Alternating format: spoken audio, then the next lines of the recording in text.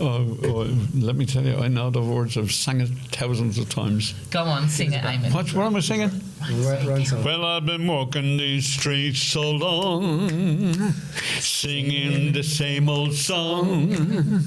I know every crack in these dirty sidewalks of Broadway. Keep going. Where hustle's the name of the game, and nice guys get washed away like the snow and the rain. Oh yeah, there's been a load of compromising on the road to my horizon. But I'm gonna be where the lights are shining on me, and like a rhinestone cowboy. That's one of the things that I remember a lot from you is going to a Christmas at the Behans and you and the Carols with the guitar singing Rhinestone Cowboy. It's one of the things I remember. So, from saying that you weren't going to sing anything, you did an amazing job. That was so good. Hey, that's why he said it. He said it because he was like, I was hoping I was going to be asked, you know. No. Did you not see him outside the YouTube video? And he was listening to songs on the YouTube video. Was he? Dean Martin is my favourite, you know. Oh, I love Dean Martin. Do you know Dean Martin? 1987 actually in New York, in London. Yeah. London Palladium. Did you go to see him? The show? No, I didn't. But I have the show on every day. I play all the songs every day. It's absolutely fantastic. Do you remember me taking you to Neil Diamond? Oh yeah, I've been there. Neil Diamond was great, wasn't it? Numerous times. Oh yeah. I took you twice. I think I took you twice. Neil Diamond. You saw him here with me. I was with you, me and Hank. Oh, jeez, yeah, I do, yeah. The drummer. The drummer, yeah. This huge big black guy. Remember, massive. And then the I think his violinist was a woman. Remember, she was. And he was standing at the top of the stage, and that was turning round. And then the band was on going the other way. Very, very good. How good was that? That's so good. Very, very good. So speaking of that, right? So can I just say that just officially to welcome to Dorothy and the dealer, Eamon. Welcome. Thank you very much. We wanted to make sure we perfected the show before we got you on. Do you know what I mean? Because we knew you were going to be trouble. So so a couple of things. First off, it is an honour to have you on here, Eamon, and I speak very fondly of both my parents throughout my whole career and have done throughout my whole career.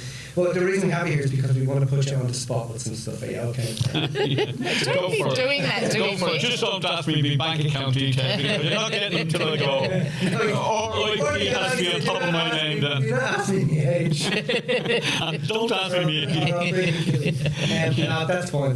So I just want to, I think we should probably start back at the beginning. So can you just tell everybody, first off, where you were born and what life was a little bit like as a young lad when you were born and brought into the world? I mean, talk to us about it. What was your childhood like as a kid? You know, where were you born? Where were you raised? What was it like? Well, I was born in Dublin. I was born in Holles Street Hospital, and anybody, any Irish person will actually know where Holles Street Hospital is. And my first memory of really anything was the day my mother brought me by the hand into school in St Andrew's School on Pearse Street. Yeah. And when I went there, I had a green Gansey and a green pair of shorts. What's a Gansey? A Gansey was a jumper with 3 buttons at the top and sleeves on it. Yeah. And the sleeves at that time, on reflection, was very important because everybody had a snotty nose. And everybody used the sleeve as a handkerchief, and you'd wipe your thing, and no matter who you'd meet, they'd always have this big streak on the end of your sleeves, and that's the way life was. But I remember going in, and the teacher was called Mrs. O'Riordan, and I can even see the situation now. And when she put me in the desk, I peed my pants. I was so nervous. Really? And she was about 6'6" to me at that time, because it was only a small little thing. But school times. So did you have to sit in the pee the whole day? Well, I had to sit in the pee the whole day because I couldn't tell anybody. They wouldn't, and she brought me down the front of the class. I remember it very, very well, very well. And I went home. I lived very near the school. It was about 300 metres away from where I lived. Right. And just I think about it quite a lot now. I go back in my childhood quite a lot now and think about all the hardships that people went through here. Because living in Australia, we live in heaven. It's absolutely fabulous, fabulous place. I never regret coming here. But when I reflect and think about our childhood, we had hard times, and big families. Winter time comes along, ice on the ground or snow on the ground, whatever the case may be. You go out. I knew some of the kids in our street that lived in our street had no shoes, no stockings, and was walking around like that. I remember it well. Then we go up to a place in the middle of winter. In the middle of winter, it was absolutely dreadful. And so your house, was it a tenement house? No, my house was a four-roomed house. 2-story, and when I was younger, 3 families lived in it. My family lived in one room, and the other 2 rooms were taken up by lodgers. Right. So we had one room for a kitchen, another room for a bedroom, and the other 2. And then when I was about, who was renting it out to lodgers? The person that owned the house. Right. Yeah, the person that owned the house, and I remember well the actual cost of the rent. Because my mother, every now and again, would say to me, "There, Eamon, £1.06. When the Jew woman comes, give her the money." Right. Because the Jew people owned it all those areas. So the Jewish owned the houses and all the rental properties around there. But and then for fun times we had a penny or a halfpenny or whatever the case may be, and we played toss school. We'd play toss school as little kids. What's that? Put it on the back of your hand, toss her up in the air, and you would try and win a halfpenny or a penny or a sweet off another kid, whatever the case may be. Right. That's the pastimes we had. I'm just getting a bit nervous now, and I'm going to slow down, and I'm just going to tell you. Can I ask you then, how many, when you say the house, right, how many people living in your one room? In my one room, there was my mother, father, and 3 kids at the time. At that time. So you were the second eldest. I was the second eldest, but a couple of kids had died beforehand because of the times. This was around the 60s in Dublin, right? Which was very, very hard. When you were poor, you were poor. Right, but you have considered yourselves poor. We were poor, but rich in a way that we always had pants, we always had clothes because my father was a tailor. Right. Yeah. And when you got a pair of shoes, the first thing your father would do would be send you up to the little hardware shop, and you buy a packet of studs, and he would put them in. Every house had an anvil. So he'd put the studs... An anvil for shoeing, that a cobbler uses. And he would put all the studs in that to stop you wearing down the sole. Shoes, right. And that helped quite a lot. But many, many, many times, in the houses that we lived in, everybody had lino. So there was lino on top of lino on top of lino on the floors. Right. So when you got a hole in your shoe, your parents hadn't got the money to send you down to the cobbler to get new soles or new heels on. So what you would do is you would pull up the corner of the lino and get the underneath piece and tear a piece off and put that inside your shoe. And then you go around. But it would never, you always walked around with your feet wet. Snotty nose and your feet wet. Right. Everybody, it happened to everybody. The one thing that I always think about too was the time that I brought I have to go into this. It brought Ursula, my wife, down to my house, and when we went into the house, it's the same house now. Just the same house. So 2 rooms. 2 rooms. Living room, bedroom. 2 rooms, living room, bedroom, and I brought Ursula down, and we were only in there about a half an hour, and she said to me, "Eamon, where's the toilet?" And I said, "The toilet? Oh yeah." I said, "It's down the backyard." She says, "Where?" And I said, "Come on, I'll show you." So we went out to the toilet, and at those times, everybody's toilet was always stuffed. Because of the fact that we'd no toilet paper, everyone used newspaper or whatever was handy. Right. And because the newspaper didn't disintegrate when it went down the toilet into the sewage system, it blocked it back up, and it was always blocked. So I had to send her out to this toilet. Oh and when she went down, she says, "Hey, I can't use the toilet; it's blocked." But anyway, that was one of the another thing about the properties there was. the properties had, you never painted the inside or outside of your house. You never painted your house at all. All you'd done was, for decoration, coming up to Christmas time, your mother would send you out, your father would send you out up to the shop, the wallpaper shop, and buy wallpaper. Right. We'd wallpaper the walls. Now, I remember in latter years, when I was about 12 or 13 years of age, my father said to me, Eamon, I need to wallpaper the house. Right. So will you come down? How many kids were around at that stage? At that time, when there was about 8 or 9 kids then. Right. There was a lot of kids. You know, my poor mother was pregnant all the time. But what was the last year that she was pregnant? The which? Well, how old was she when she had her last child? 50. She was 58 when she had her last child. 58. Yeah. I know she had how many kids in she 22 births altogether. 20 births. But that doesn't include the miscarriages. No, that includes the miscarriages. Yeah, okay. Yeah, that includes the miscarriages. I've always said 25. 5, yeah. She 22 kids, and but like. Why 22 kids? Like, why do you think? Well, don't forget, they had no televisions in those days.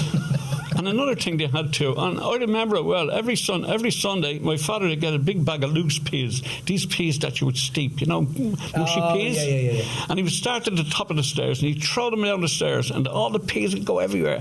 And he'd say to all the kids, okay, kids, go and pick them up, and he'd be gone for half an hour. We didn't know where he went. Are you serious? That's him joking now. Come on. Are you serious? No. No, but really. Are you serious? He actually used to do that for So he was up. Oh my God, Roger and my grandmother. But that was the way. Don't forget, there was. How are you going to get privacy in a house like that? Yeah. There's very, very little privacy. How long are you going to convince kids to pick up peas? You know what I mean? And I remember when Ursula slept over the first time. Ursula slept over. We happened to have to sleep in the bedroom that my mother and father slept in. There was 2 beds. And when we getting into the bed, I remember my sister saying to Ursula, when you get into bed, you have to turn to the wall. You can't look out. And we've laughed at that ever since, you know what I mean? We've laughed at that ever since. So where did you meet Ursula? Well, when I was, you know, kids like that, grown up in those times, you were street boys at 3 or 4. It was as simple as that. Like, at 3 or 4, you'd be out of your house. Your mother wouldn't even think of looking for you until maybe dinner time would come in, or somebody would come in late, and someone would stand at our front door shouting the names: Eamon, Gerard, Sean, Tony, Brian, Eamon, all call them, and call all the kids in. Oh yeah, and then call all the kids in. Can you doing that every night? 22, getting to your 22. Sounds like a fucking last summer. Peter, Paul, Mary. And when we got a little bit older, your mother and father would be in bed, and we wouldn't be coming until 8 o'clock or 9 o'clock at night. And your father would shout from upstairs, hey, whoever was downstairs, Eamon, call out the kids, make sure they're all in. And they'd have to go, Eamon, yeah, and they all shout, yeah, I'm in bed. Really? And that's the way we done it, you know, to keep it. Like a roll? Like a roll call. So explain to me then, how did they all sleep? Well, how many beds was there for the kids? Let me tell you, there was 2 beds in each room. I slept in a bed where there was 6 kids in the bed. We never, ever took all our clothes off because there was no lights in the house for starters. There was gas lamps, mandals, you know, the gas lamps that you would have, or a candle. Bring up a candle and you put a candle somewhere on the wherever the case may be, and we'd all get into bed, slip off your shoes and get into bed, because if you took your clothes off, you'd never find the same clothes again. Somebody else would wake up in the morning and be gone with your shirt or with you. Really? But, absolutely. But I remember when so they'd steal your shirt. Well, they take your shirt, they take the nearest thing to them, they'd be gone. They wouldn't even know they had it because it's dark. Right. There's no light anywhere. The only light we had was, there was no curtains on the bedroom window, was the light in the street. Right. And if the glimmer man, they used to call a guy a glimmer man, he'd come around on a bike every night just before dusk. Yeah. And he had a long pole, and this is true, he'd had a long pole, he'd park his bike, take the pole out and flick the switch to light the mantle outside the house. Right. That's where we got our light from. My God. But, you know... The question was, where did everyone sleep? 6 Where did everybody sleep? So we had There was two beds in my mother's bedroom, and there was 2 beds in our bed, and they were double beds. Right. So there was 6, maybe 7. Whoever sneak in, you sleep on top of each other now. And the thing about it too was we'd only have maybe 1 blanket. Yeah. And a sheet wouldn't even exist. But you get your coats, whatever coats you got, you get Really? them and put them over the bed. Well, to so keep you warm. you wouldn't have been cold then because there was all body heat. Oh well, that would. But you know, growing up like that in hard times like that, you didn't really feel the cold. Really? You didn't feel the cold, you know, because you were going out in the cold with. You hadn't got big jumpers and big gansies and big socks and everything else. You went out. The kids in my street went around their bare feet in the ice. Because they were so used to it. Yeah, they were so used to it. But the only problem is when you have bare feet on ice, you slip a lot. Right. It's very hard to stand up. You know what I mean? But Well, yeah, and I'm trying to think of one little incident. You know, we had a gramophone. Everybody had a gramophone, and we used to put these little records on the gramophone. And I remember one that was constantly on all the time was "This Old House is Afraid of Thunder." Do you ever remember that song? No. This old house is afraid of thunder. This old house is afraid of God. This old house sits in the rain. That particular one, and played on and on and on. And every time somebody came down, put on the record, put on the gramophone now, put the record on for them to entertain them. But yeah, another very, very, very funny thing. I tell everybody this story. When somebody died in the street, at that time, you could when you walk up and down the street, everybody had their window open because a lot of people had TB. Tuberculosis. Now, on reflection, I don't think this was happening at all. So they'd all have their windows open, and you'd have old people sitting at the windows in their bed, sitting up, and you'd always get the whiff of poverty. And that whip of staleness and everything else that comes out of tenement houses.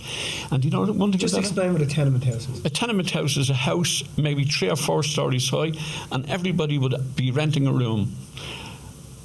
And a whole family would live in that room, and there'd be one toilet, and that'd be in the backyard.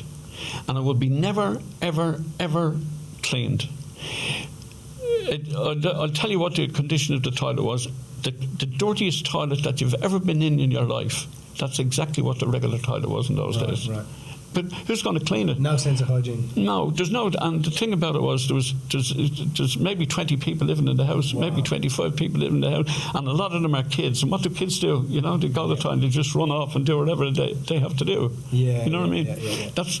And was there flushers, like the chain flushers? Yeah, they had the chain flushes that hardly ever worked. You know what I mean? Yeah. The chain was broken or something was wrong. There was always something wrong.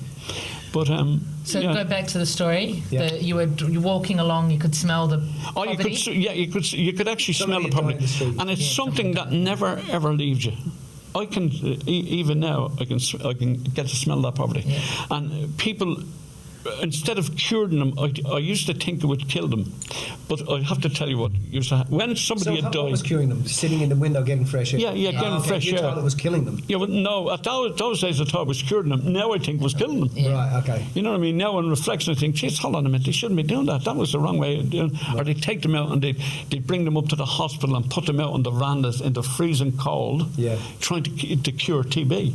Right. And I remember something about the tar on the road. The kids had held over the fumes of the tar on the road. That's consumption. You know, consumption they call it as well. Yeah. You know, and your mother would bring you down to.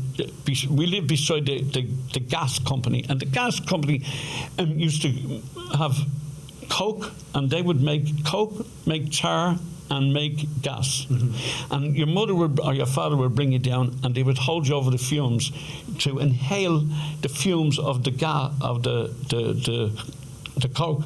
Right. To try and it was, instead of looking back on it now, she was killing you instead of doing anything else. You know what I mean? Jesus. Okay, go back to the story. So I feel like I've got 2 Mitches that I'm trying to manage. No, I'm only joking. But getting back to the street where all these people died. When a person died, everybody, all the kids would always look out. When you died, there was a little white card put on your front door. R.I.P. and the person inside is dead. So when we would see that, all the kids would go around saying, you know, okay, lads, come on, quick, let's go. And we'd all queue up outside the house to go in and see the dead body. So we queue up outside the house, and the time had come to see the dead body. And inside all these places, especially in the poorer areas, there'd be a group of women in there, all the women in there, everybody dressed in black with a candle burning. So, you know these ghost stories and ghost films that you see? So all of a sudden the door would open and the next kid would be grabbed in. So the door would open and somebody would put their hand out and grab you by the shirt or the collar and drag you into the room to go over and see the body. Really? And they'd pull you over to see the body, and as soon as that happened to you, you got this fright, and you were trying to get back, and you were trying to get back, no, and they'd be pushing, come on, go on. And then when they get you over to the coffin, you'd look in at the body, and the body would have its hands folded with a set of rosary beads in it, and they'd grab your right or left hand, whichever was free, and put your hand onto their hand, and you'd be absolutely terrified and think out of it, you'd never get. And then the next fella, and you do the same thing over and over again. So you never learnt your lesson every single time? Never. And then another time you go to a funeral or a little thing like that, and somebody give you a cake. So they say, here, share that. And there'd be a queue about maybe 6 or 8 kids outside. Yeah. So you'd have a little bun, little cake to serve. You give everyone a little bite as you're coming out. You're at the minute and seeing the body, now your turn, get a little bite. And they do the very same thing over and over again. And that's the way it was. Like, it was hard. But can I ask a question? Like, you know, with having so many brothers and sisters, like, what was that like? Like, what was the good part about that? What was not good about that, do you think? The good part about it was, because you'd have so many brothers and sisters and so many relations living around you, you felt very safe when you went to school. Right.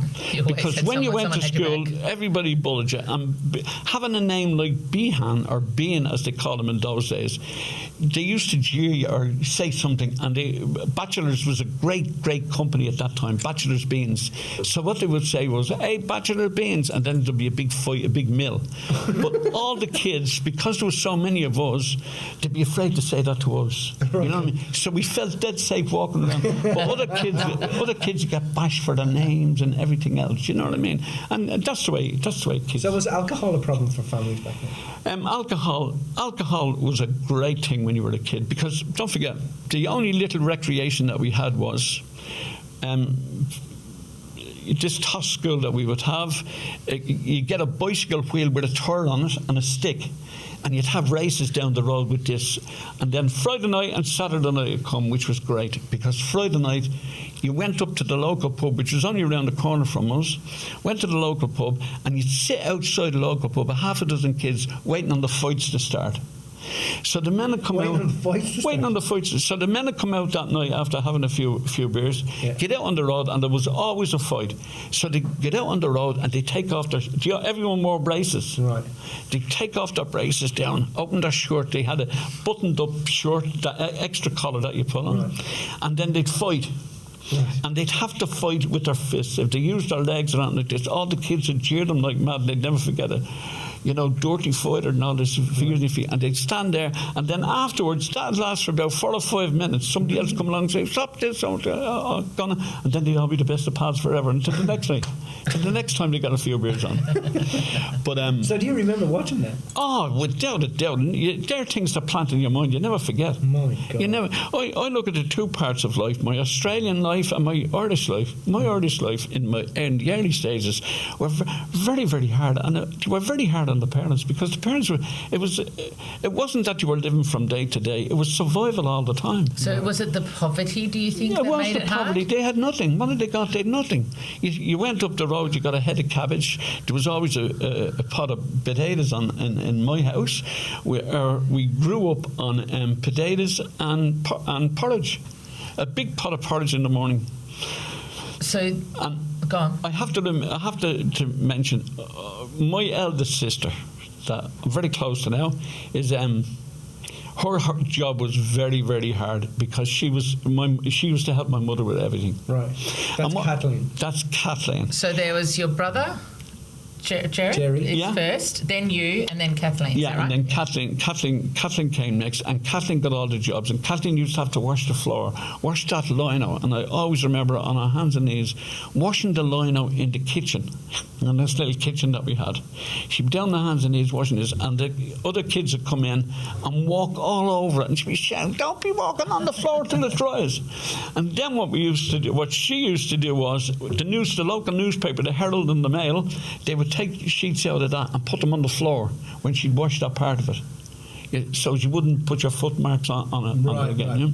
But I remember one night, so everybody at night time for entertainment, when your father came in from work, all the kids would come in, sit around the table. Your father would bring in, your mother would have to send you up to get a quarter, and this is 100% true, a quarter of black and white pudding, more white than black.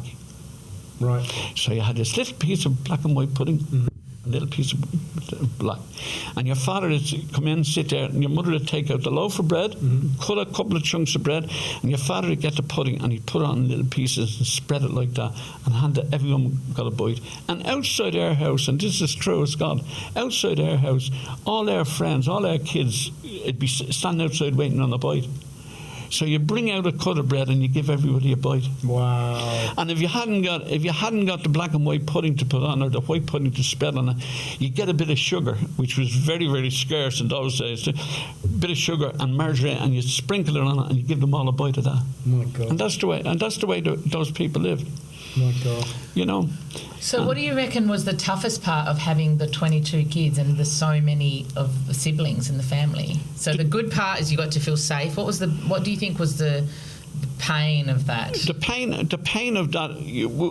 Well, I didn't really feel pain until I turned about 10 or 11. Yeah. Then I was starting. In school, you had one teacher through the whole of school. Whole time. You'd never had to change a teacher. Yeah. You had one teacher, and we were taught absolutely, on reflection, absolutely nothing. We were all stupid when we came out of school. We really were. And the majority of people that I've talked to since then, that I've been in school with, they were all self-educated afterwards. But because of the fact you were streetwise, they had a certain type of intelligence that when they got to a certain age, they looked for something. And one particular fellow in my class ended up the chairman of CIE. Right, CIE was a bus company. The big chorus empire. Like transport. Yeah. Another friend of mine who was in a class just below me became a professor of geology in University College Dublin. Right. And they all got the same type of education that I got, and we all came out stupid. Right. Algebra, all those things, we hadn't got a clue what it was. If we'd done subtraction, addition and multiplication, that's all we ever done. That's all we were ever taught. Right. But because we were all the way we were in life, we were able to grasp and educate ourselves then, from then on. And that's what we done. So you started work at what age? I started work, I got my first apprenticeship when I was 12. I was a foreman in manufacturing, if anybody ever sees this, manufacturing engineering company at 17 years of age. Right. So I was in charge of an engineering company at 17 years of age, which was very, very hard because all the people, the tradesmen, were all over middle-aged men, some of them, and it made it very hard on you. But I started work when I was 12. I went to Bolton Street Tech, Mount Street Tech first, went to Bolton Street Tech, got educated there. I got an apprenticeship, and that's how I knew what I knew. But the person that employed me, how I got employed was, I was at leaving school, I got this certificate, a primary certificate, which I've showed you, and I still have that certificate. I got this primary certificate. I put it in my pocket. I got on a bus, and I went down the road. The bus cost me tuppence or threepence. I might have snuck on, and got off at this place called Osea Engineering. I went in there into the tool room in there, and this guy came down the white coat. He said, what do you want, son? And I said, I'm looking for a job. And he looked down at me. He says, yeah, what? I said, I'm looking for a job. I said, I'm looking for a job. What age are you? He said, what age are you? I said, and I didn't, and I remember this well, I didn't tell him my age. I took out my certificate and showed him my certificate. Right. And I said, there's my certificate there. And I never told him my age. Right. And he said, you had a look at the certificate. And he said, you're looking for a job. Okay, he said, go in there to that lady there and give her your name, he said, and start on Monday. Right. And I started simply because I'd done that. Right. And I showed him that. And when I went in to give her all my particulars, she said to me, and the guy's name was Mr. Fitz. Does Mr. Fitz know you're only 12? I says, I showed him my certificate.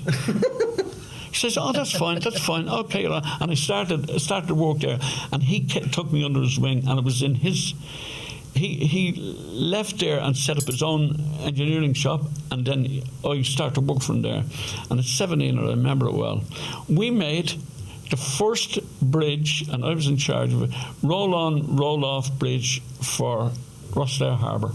For Rosslare Harbour. For the cars, roll-on, roll-off. Wow. And we made that in a place called Seville Place in Dublin. And that's where we started. And it was, and at that time I was in love, I got married. You met Urs when you were about 16 or something? I met Ursula when I was 12 years of age at a dance on a 12. Sunday afternoon. Really? Wow. Yeah, and I brought her down to me mother and father when we were 13 years of age. And she sat across the table with all the kids around for dinner. And it was because it was Sunday. The leavings of the Sunday dinner was called the secret weapon. So my father said to her, sit down there, love. And we're going to give you something now, and put a plate in front of everybody and cooked up this cabbage and potatoes on the cooker. Right. At that time we had those old black iron cookers, yeah. Gas, one of those. Cooked it up and put it down in front of him. Now he said, eat all that, love. He said, eat all that, love, because you're very skinny. And she says, okay, oh yeah. She never ever forgot that. She remembers it to this day. Yeah. The words that he used. And while he was talking, one of the kids said across to me, hey Eamon, do you kiss your girlfriend? And my father went behind him, getting him slapped in the back of the head.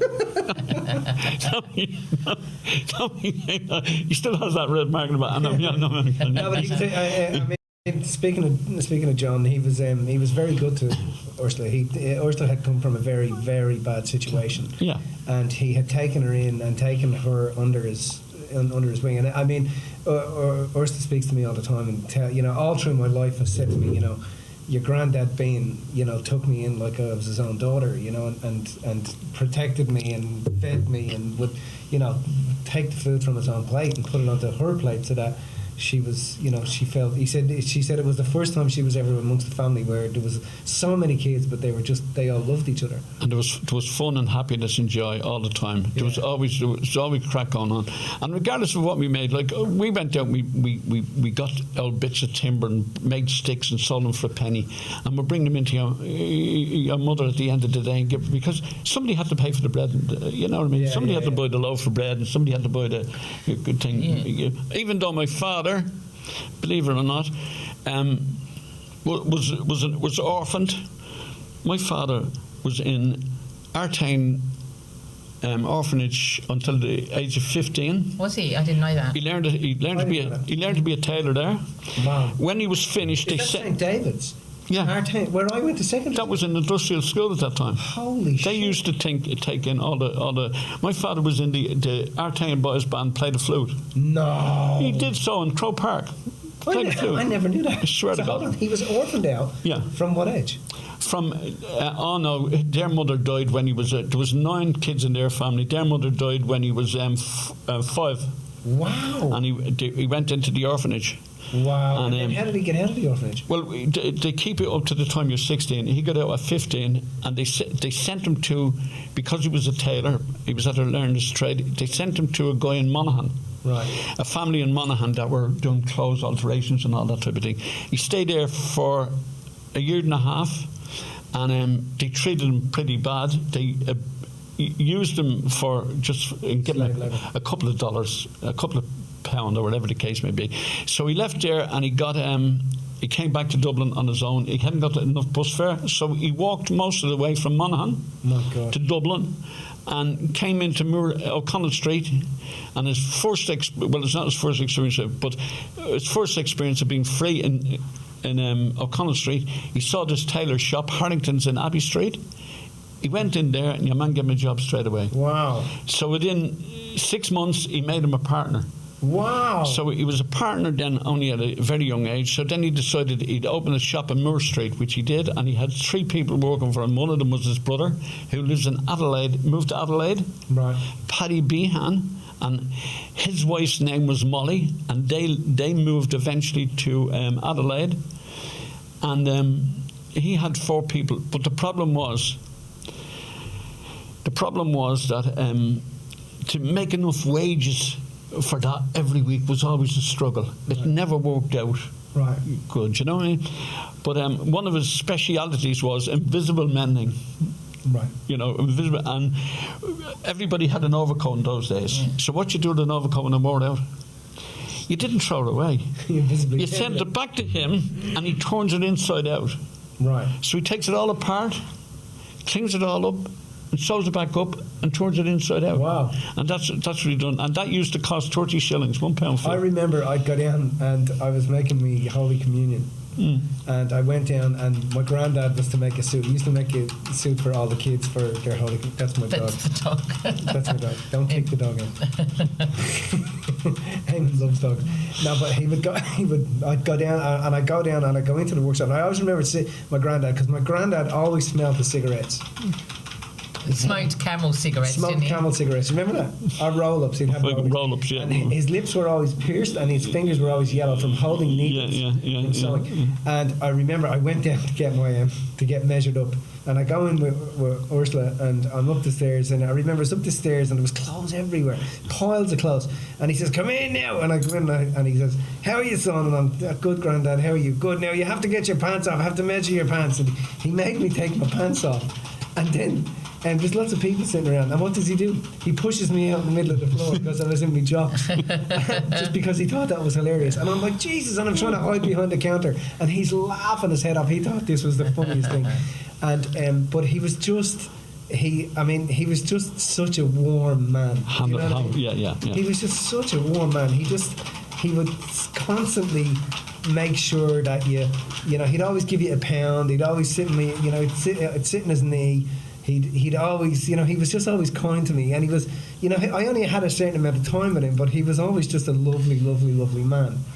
You know what I mean? He was just, it was just such a level of kindness. Well, I want to talk about that a little bit, because that's well and good, because you were one of 3, right? 3, you know, but how was it for you? Because you said there was fun and there was laughter and there was joy in the house, but how did that, like, with so many kids, it would have been hard for you guys to spend time, or was it? And was there affection, and was there that same connection that Mitch would have got from a grandfather perspective? Did you kind of get that from that in a fatherly, like from your dad? And I'm not trying to make that sound like you didn't get affection or anything. I'm saying, what was it like? Like, because it would have been, he would have been, and your mum would have been spread thin with quite so many kids. How did that play out? Well, it played out in such a way, because I've had this discussion quite recently with somebody, and you know, I love you or never ever came in from your parents. Words, yeah. Never ever came in from your parents, but the affection was there, because the sharing was incredible, because we'd so little. So my father and mother were big sharers, no matter what they had. They were such good sharers that you just blended into a situation, and you never felt that you were an outcast. You never felt that there was somebody special. You never felt that way. Right. So it was through their actions and through the bringing together and the sharing you felt exactly all connected, that everyone was connected. Like, I remember very, very well, and a lot of Dublin people would know, there was pawn shops everywhere. Pawn shops, yeah.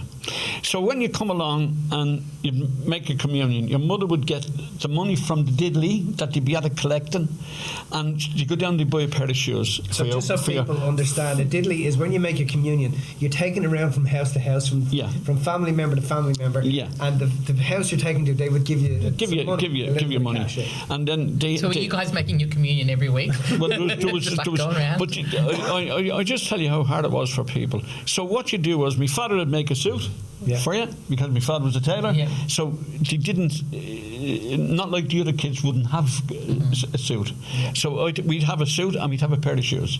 So on Monday morning, 3 or 4 of our relations would come over to my mother's house. I remember it well, to borrow the shoes. One had borrowed the shoes, the others had borrowed the suit, the others had borrowed an overcoat was there. Anything that looked good, to go to the pawn shop, to put them in for the pawn and then take them out on Friday, on Saturday night, so as you'd have them for going to Mass on Sunday morning. Right. And that's the way life was with so many people. I remember things were so bad with me. I was trying to get the rent, and we were at the buying a house. Myself and I was at the buying a house. I was only 17 when we bought a house, and the house was £1,800. So anyway, we bought this house, 3-story house, everything was going great, and I had to pay the mortgage, and I was short of the mortgage. How am I going to get the mortgage?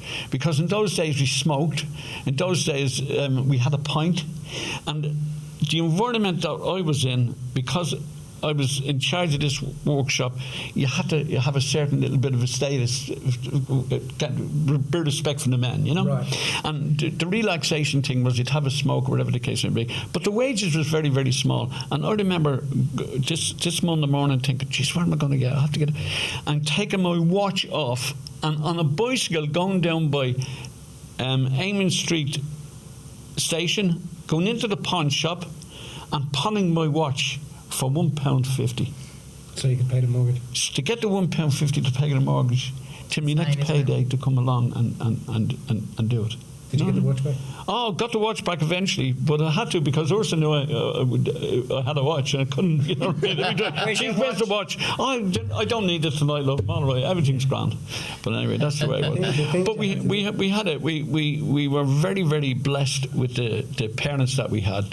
But you know, in those days, parents in those days got absolutely nothing out of life.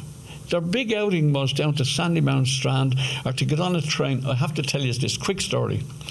So we had so many kids and so many relations that on when the weather would get fine, summertime, at Sunday, the father would say, okay, tomorrow we're all going to Killiney. So how would you get to Killiney? No cars, we'd no cars. We're going to Killiney on the train. So we'd all meet at the train station, the Dardises, the Beans, all those people, and we'd meet at the train station, and the parents would be downstairs to the ticket office, and they get 2 tickets, one for the mammy and one for the daddy. And they'd say to the kids, okay, kids, you just go ahead. We'd all run up the stairs. Now there'd be about 10 or 15 of us run up the stairs, and the man would be waiting to check your tickets as you're going through the gate. We'd all run through the gate. What was he going to do? The man would be shouting, hey, come back here, you little bastard, where's your tickets and all this, mate? And we'd run to the gate and just get on the train when the train would come, that was it. And do the same thing. Yeah, we had. So you mentioned the Dardises there. So your best friend, do you want to talk a little bit about your best mate? My best friend, from the time you were little, one of my cousins got polio. Right? He was only 4, and I remember his mother coming in and telling my mother that he had polio. He went to get up out of bed at night. Was he around your age, Eamon, yeah, or were you older? He was 2 years older than me. He was older than you, yeah. So he was 2 years older than me. So at 3 years of age, he got polio. So the facilities for people in that situation in Ireland was zilch. Let me tell you. Zilch. So all of a sudden, his mother sent him. He got into Pierce Street School. That was all right. He was pushed around in a wheelchair, all that type of thing. The kids used to push around. And then his mother said, "Okay, I'm going to England." So his mother packed up the whole family and went to London. And the next time I saw Noel was 20 years of age. Mm-hmm. So Noel came back to Ireland, and he came off the boat in a Henkel, you know the little Henkel's bubble cars? Yeah. In one of those. Really? That he was either getting free of the English government because he was handicapped. Wow. And he was taught as a diamond cutter. That's right. So Noel was a diamond cutter. Right. And Noel made a very, very, very good living and became very successful. And he made many. He was a big-hearted guy. He made many, many friends. And he was. I remember having a conversation with him about God one day. I don't know how it was. I think I was 26 or something like that, and he was very unhappy because coming from a cat from the country, he was he felt he'd really been dealt, but he was such a good human. Lovely fella. Fuck, I mean, like, he was Charitable. really, really, really, really loyal to you. And like friendship like that, I've never witnessed anywhere else than how close the two of you actually Yeah, we were great friends. And him and Mary, we used to play, before he married Mary, we used to play kiss chasing around the flats. Right. And chasing Mary up and down the stairs, trying to catch her and kiss her. Now he's got polio. Yeah, no, that was Noel would be downstairs in the wheelchair. And Mary would be one of the girls that we'd be all chasing. Right. Then he'd all come back in. Then we'd all stand there. Okay, now, everybody, you all have to give Noel a kiss. None of be sitting there waiting on... Do you all come over? Do you all come over and give him a kiss? Give Noel a kiss. It was fun. And but even the people that, and the friends that we made in those days, later on in life at Noel Dardis in Dublin, we still kept contact with them up to the time Noel Dardis died. Wow. When I'd come home from here, we'd meet in those pubs, and those people would be still sitting in the same frigging chair, sitting in the same place and over there. So you guys were very social when I was a kid. You used to go out to a pub called Jack Ryan's. All the time. Every Friday night. And I remember hearing about this pub, Jack Ryan's, and I used to, in my mind, I'd have this like really grand pub, because these pubs were like, the pubs over there, like their bars were just all mahogany, and they were, they had these really really beautiful brass, and they were beautiful, like, because it was all about the pub. There was nowhere else to go. And I remember my dad telling me, we're going out to Jack Ryan's and the crack they'd be having, and I remember at 16 years old me saying to my dad, take me to Jack Ryan's, I really want to go and see Jack Ryan's. Oh my God! What was it like? A tiny little room. When we went to the Jack Ryan's was the toilet in Jack Ryan's had no roof on it, and it had growth growing out of there for the last 150 years, and weeds coming down the side of it and all. And the women would have to go in this door, and you had to get the key and go in. And Jesus, when you think about it now, you wouldn't put your hand on the doorknob, and you just go in, and the women would go in and go to the toilet, and there'd be nothing said about it at all. And the toilet was stinking, and the place itself, but it was a hot pub, wasn't it? It was alive, and it was fun.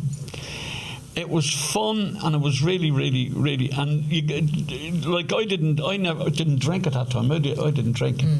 So Ursula liked a glass of wine, and we go down. We had our friends, and the people that we hung around with were really, really good.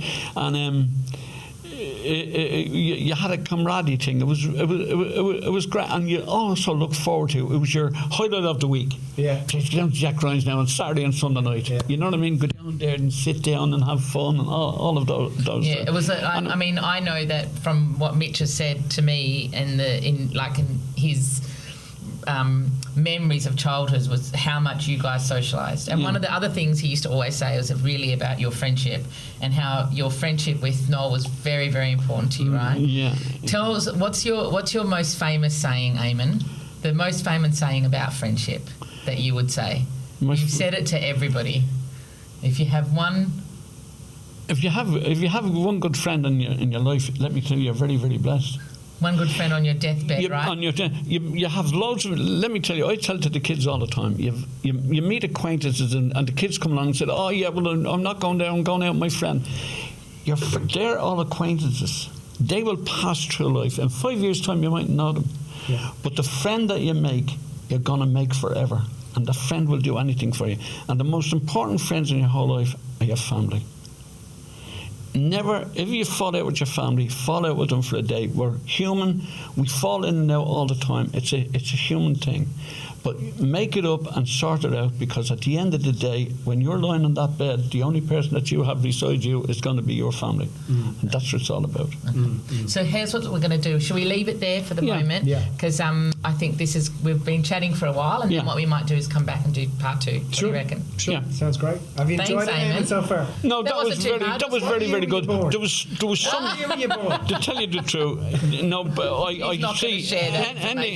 Ending this message here now, I have to tell everybody, I'm 102, and my big thing in life is looking forward to being 103.